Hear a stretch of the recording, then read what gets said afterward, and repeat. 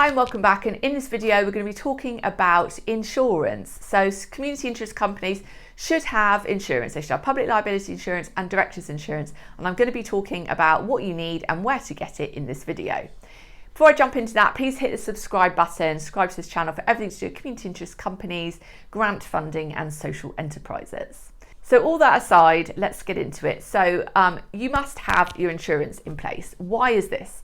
Because you need to protect yourself and your company. If you're going to be working with the public, you're going to be doing events, you're going to be doing workshops, maybe you're working with children. Also, you might have staff and volunteers that you're responsible for.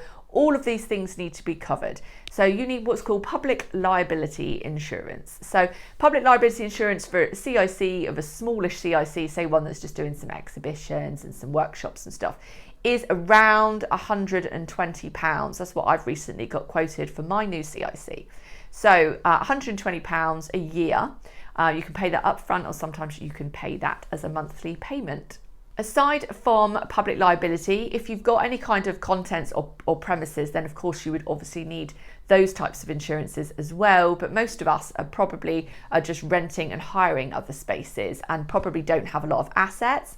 So you shouldn't hopefully need the other types of insurance. But one you do need, and I think this is a really good one, is directors insurance. Now, being that you as a CIC have to have other directors, you on your board, and these people are legally responsible for what you're doing. And I just think, since that you're asking them, to be legally responsible, but they're people that don't really have any control, they're not doing anything in the CIC themselves in terms of a job.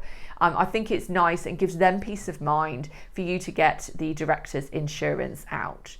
I do think as well, they might be more likely to agree to be a director if you say to them, well, look, I will be getting directors insurance. So I recently got a quote for directors insurance, about £25. I think it ranges from about 25 to 100 for directors insurance. So a few different places that you can get those. I went to Policy B because they do like a comparison, they compare the market.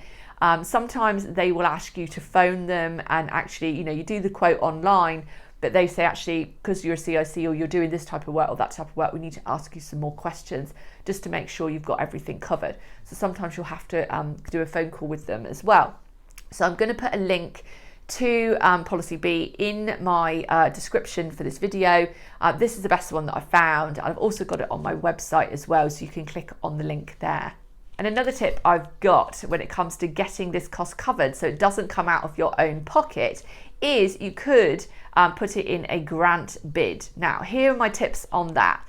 So if you go for Unlimited Foundation, UN Ltd, they have a pot of startup pots, so you can actually apply to get those sort of startup costs covered.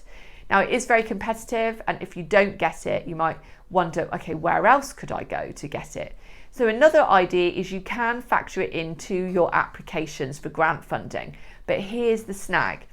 Make sure, if you're getting a 1-year policy, that your project is also 1 year long.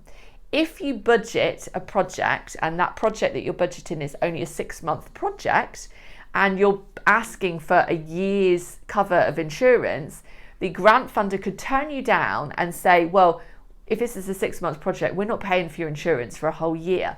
So what you need to do is either change your project so it's a year long, same as the insurance, or you say, we are doing a project for 6 months, so we're going to ask for a 6-month contribution towards the overall 1-year cost of the insurance. So basically, you'd put like half of the cost of the insurance on your application budget, and you'd explain that, okay?